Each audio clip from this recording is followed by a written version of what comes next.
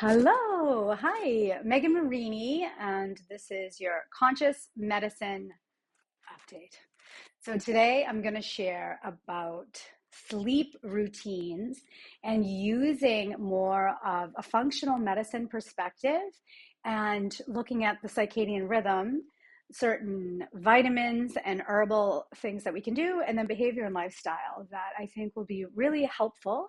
And I've found it very helpful for people who have a moderate sleep issue. So if you have more severe, like insomnia or a sleep disorder, these might not do the trick for you. And I then would suggest, of course, having a therapist, working with an expert on sleep, and then maybe trying something alternative such as hypnosis. And I do hypnosis for this disorder. So if you're interested in that kind of support, reach out to me to work directly on that stuff. But if it's more moderate and you're like, okay, so now I'm sleeping 6 hours, but I really love getting 8, or I'm like 5 hours, it's broken, I'm up at 3 in the morning every night, this type of thing. I wake up tired when I get up in the morning.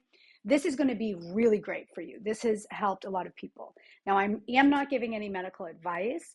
I am not. I'm not certified in functional medicine. I am deeply steeped in functional medicine and I understand a lot about it, but I am not a licensed medical provider in this space. So I would ask that you reach out to someone to validate what I'm going to give you as what you should do for your situation.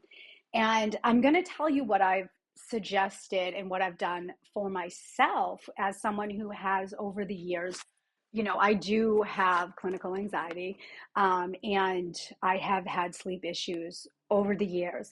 At one point, when I was living in Colorado, I think I took like sleep meds from CVS for like 5 years until I read about the side effects. And I was like, what am I doing? So, in that sort of arena, what I will say is, just because I sort of know my audience and I know what you think. I'm mind reading right now.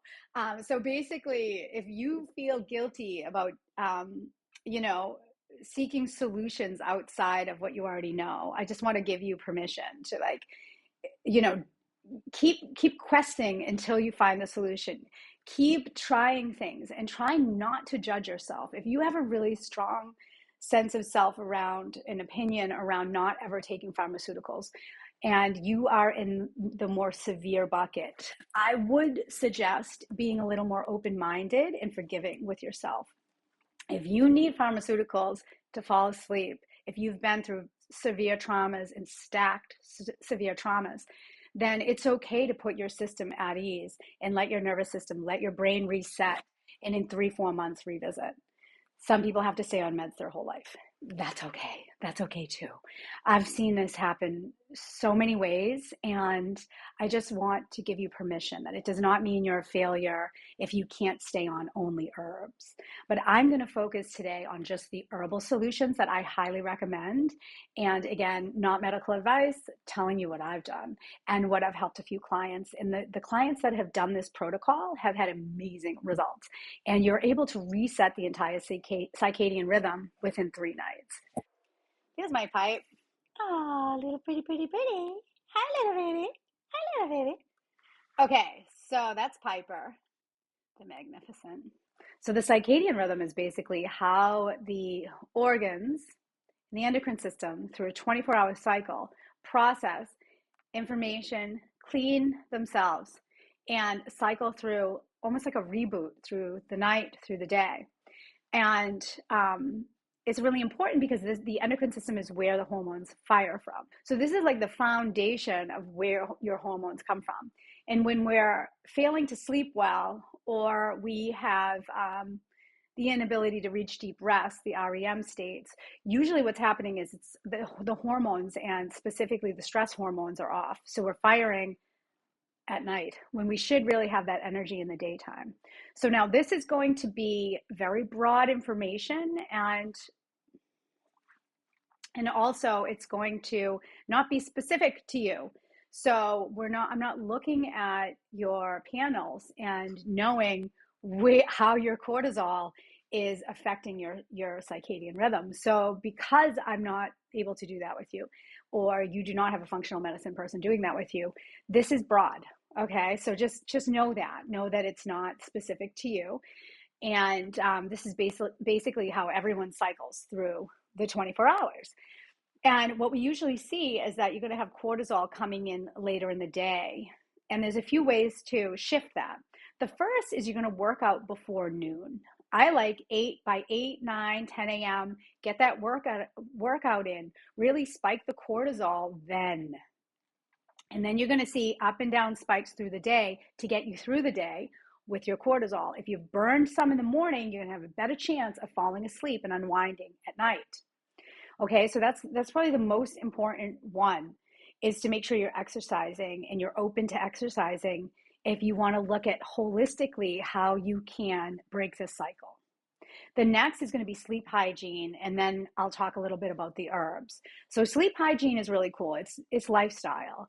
And I'm going to add something that I haven't heard anyone else talk about when we look at the science of sleep hygiene, but I'll give you the formidable science. Well, I'm not going to go into the science, but I mean the formidable solutions, because I feel like maybe you want the science, like you can find that and I can find you that, but it's more that you really know how to use this. Okay, so number one is you're going to create sort of a rhythm, right? Circadian rhythm. You want to have that rhythm. You want to be getting up the same time every morning, falling asleep around the same time every night. What that means for you is you're really taking back control in this area, and you're saying, this is how discipline is devotional, right? Like, I'm disciplined because I love myself. I want to feel good tomorrow, right? And I want to bring the world my best. That's going to bed at a reasonable hour, whatever that is for you, right? We know that the body is going to go into deeper healing and recovery. You want to be in bed by 10:30. Like, okay, so like, you might have really great mornings after you move into this pattern.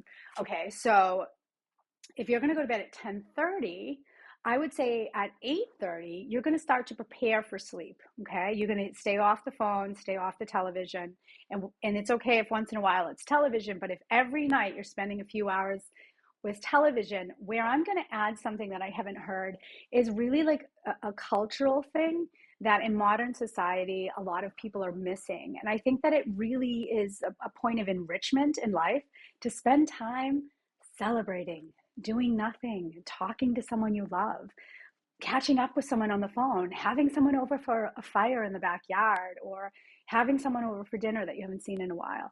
Spend time enjoying life, unplugging from the device, and certainly not stressing about tomorrow, right? So like moving into living, right? And I see this as a big gap. One of my clients who recently broke his sleep pattern by using this protocol, I asked, like, what's it look like after 8 o'clock at night for you? And he's like, well, my wife usually has me fixing things around the house and, like, fixing a window and things like that. I'm like, oh my God, like, this is like not what you do at night. This is what you do at 9 o'clock in the morning, right? With coffee, you're jamming, bub, bub, bub, bub, bub. Not when you want your mind to be slowing down and unwinding, right? So just looking very tactically at how you're spending your time, using that time to unwind, okay? And celebrate a little bit. It's going to help your system come down to like a lower gear, if you want to think of it like that. So then you're going to go into, and these ones you've probably heard, right? So you're going to have, but actually a lot of people I just spoke to this week have not heard these. So one is to have a pitch black room. And this is due to melatonin production. So you want to, you're going to increase melatonin production on its own. Melatonin is produced in the brain itself. I never suggest people take melatonin unless it's like really severe, because you don't want to change your body's natural ability to produce melatonin. Severe cases is different. This is not medical advice. This is what I've seen working with these things for over 20 years now. I've been sort of studying vitamins. So what we want to do is pitch black. You increase melatonin production. You want to have nice cold room, okay? Like 65, 55, freezing. I wear socks and a big blanket and make sure the room itself is cold. And this really helps your body go into this homeostasis and go into this self-healing reboot that's needed. Okay, And no blue light toward 2 hours before sleep, right? So that's 8:30, you're kind of turning the TV off. Now, the other piece that I think is really, really helpful is if you're going to take some herbs. And I really suggest trying herbs before pharmaceuticals, or if you've been having a lot of um, side effects with pharmaceuticals, working with an expert to taper down on them and bring up the herbs. But I say this with a lot of caution and hesitation. I would only suggest doing that if the benefit outweighs the risk. A lot of people are better off on meds, and you start to taper down and you get into a whole cascade of issues. So you really need to be cautious if you're going to change anything. And yeah, if you've never tried pharmaceuticals, I would start with this first, right? And see if it works. Okay, so the first one that I'm going to suggest is CBD. I'm going to link to the CBD I use. It's a nighttime gummy. I would start with like a fourth of that to begin. If you're a very sensitive person, you're going to appreciate starting low. People that are like, oh, take 2 or 3 of them, and they've been doing this for 7 years. It's like, that's no. Start slow. Let's be smart, right?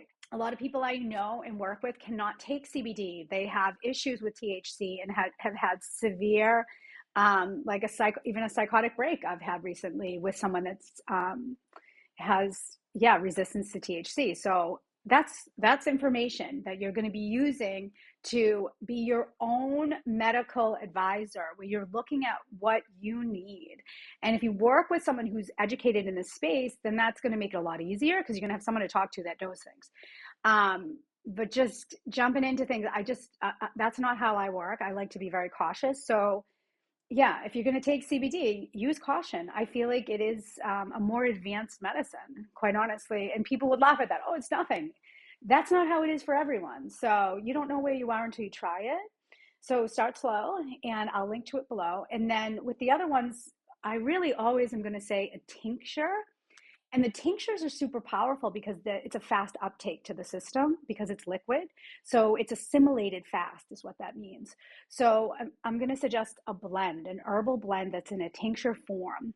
And this is really powerful. We're always going to have valerian root, passion flower. These herbs work synergistically together to help you sleep, have nice dreams. And you can think of the Valium, the root of the Valium is valerian. And then what I do is I like to have something on my counter that is an herbal blend that's really for the brain to help it sleep. And this is pre-hormonal. This is not a hormone. It's just an herbal blend as like another hearty, power-packed support or solution. I always make sure I have sleepy time tea in my cabinet. I feel like this one is a heavy hitter. Sleepy time tea is very powerful, but you want to drink it around 8:30 so you can go to the restroom a few times before bed. There's no point in trying to work on our sleep if we wake up in the middle of the night and have to go pee so many times. The way I look at applying these herbs is on a night where things are extreme. You have a big day tomorrow, you had a big day today, your mind is running. I would hit it hard on the boulevard, baby. I would take all of those. I would do all of those. If you've been in a poor sleep cycle for a while, I would take them all. I would take them all and do the exercise in the morning and do the chill out at night 3 nights in a row, and you will reset. I can't guarantee, but every single person I've done this with who's followed it was able to reset in 3 nights. The one gentleman who was not able to reset, he would not do the exercise, and his body did not reset. Okay? So everyone that did the whole thing, the whole protocol, reset, including myself. And anytime I fall out of sleep flow or sleep hygiene, whatever, I can come right back by using this protocol. Okay, so then what happens is I always like to taper down. I'm not going to stay on all these things. I do sleepy time tea like once every 2 months. I do CBD probably 4 times a month on the regular, right? And then what I'd lean on first is like the tincture and the vitamin, okay? And most nights now, I need nothing. I just, at 10:30, I'm getting in bed. I'm pooped. If I push myself to 11, I can feel myself the next day out of whack. Like you start to just, that homeostasis leans you in and you start to choose and feel better and the healthier. And that's really how I like to educate my clients. It's like, let's let's know that internal wisdom and know when we're out of alignment with it, right? So anyways, I hope that that helped. And this is yeah, my protocol for sleep. And then I also have a sleep, I think it's called like sleepiest of sleep meditations, and I will link to that as well, because I feel like the meditation is a nice way when you get into bed to just zone out and listen to. So I wish you well and a lot of sweet dreams.